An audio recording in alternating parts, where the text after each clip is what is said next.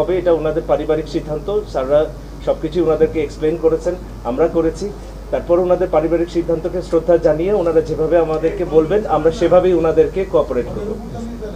আমরা আরেকটা জিনিস একটু বলতে চাই, এই সুযোগটা আমি একটু নিতে চাই যেহেতু আমাদের শ্রদ্ধেয় স্যাররা আছেন। আমরা বিভিন্ন হাসপাতালে প্রচুর ব্রট ইন ডেথ পেশেন্ট পাই, অনেক কিন্তু এরকম কার্ডিয়াক পেশেন্ট হয়। এই ব্রট ইন ডেথ পেশেন্ট আপনারা যদি ব্রট ইন মানে যে হাসপাতালে আসতে পথেই মারা গেছে, এই সংখ্যাটা কিন্তু কম নয়। এইটার একটা বড় হচ্ছে সামাজিক যেই অ্যাওয়ারনেস, সোশ্যাল অ্যাওয়ারনেসটা আসলে খুবই জরুরি।